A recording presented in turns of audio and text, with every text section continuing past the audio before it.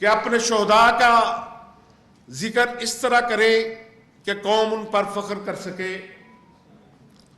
اپنے غازیوں کی شجاعت کی داستانیں اس طرح رقم کریں کہ دنیا تک پہنچائیں کہ پوری دنیا کو علم ہو کہ یہ ملک یعنی پاکستان ایک ناقابل تسخیر ملک ہے۔ بھارت نے جب پاکستان پر اٹیک کیا تو انڈین میڈیا کا پراپیگنڈا کیا تھا؟ ادھر ہم اٹیک کریں گے، ایک طرف سے بلوچستان کے لوگ انڈین فوج کا ساتھ دے رہے ہوں گے، ایک طرف سے کشمیر کے لوگ ساتھ دے رہے ہوں گے، ایک طرف سے وزیرستان اور سندھ کے لوگ ساتھ دے رہے ہوں گے۔ شاید اس کی رپورٹیں تھیں یا غلط فہمی تھی،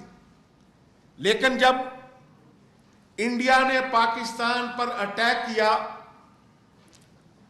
تو پاکستان کے چاروں صوبوں کے عوام، آزاد کشمیر اور گلگت بلتستان کے عوام اپنے تمام سیاسی اختلافات کو بھلا کر، ذاتی جھگڑوں کو پس پشت ڈال کر ایک قوم کی صورت اختیار کر گئے۔ ان 5 دنوں میں نہ کوئی پنجابی تھا، نہ کوئی سندھی تھا، نہ کوئی بلوچی تھا، نہ کوئی پختون تھا،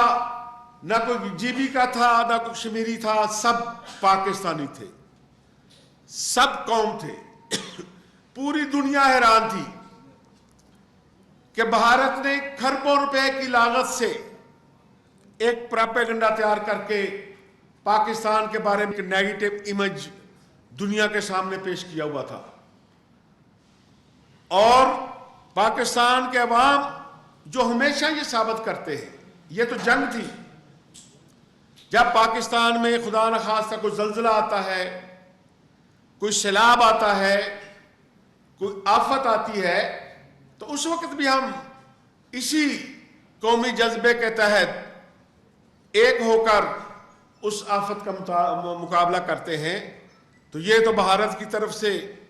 دشمن کی طرف سے یہ لغار تھی، اور اس کا جس طرح پاکستان کے عوام نے اس دوران مقابلہ کیا، اپنے فروئی اور سیاسی اختلافات کو بالائے طاق رکھتے ہوئے ایک پاکستانی کے طور پر